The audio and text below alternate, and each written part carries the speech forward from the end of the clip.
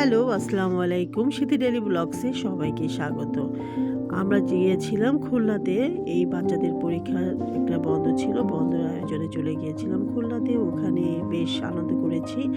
আর ওইখানে তো চায়ের উপরে কোনো কথাই নেই। এটা মালাই চা। মালাই চা খেয়েছি, পোড়া রুটি খেয়েছি। ওইখানে আমরা সব পরিবারের লোকজন গিয়েছিলাম। খুব আনন্দ করেছি, ভালো লেগেছে।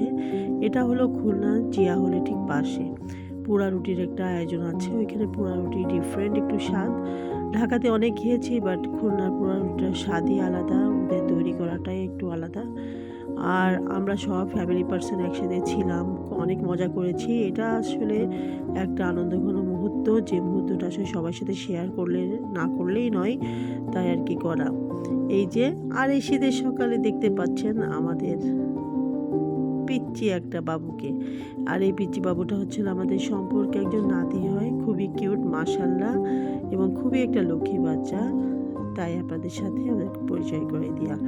আর সব কিছু মিলে ভালো ছিল, আনন্দ করেছি, বেশ মজা করেছি। তো সবাই ভালো থাকবেন। আল্লাহ হাফিজ। আসসালামু আলাইকুম।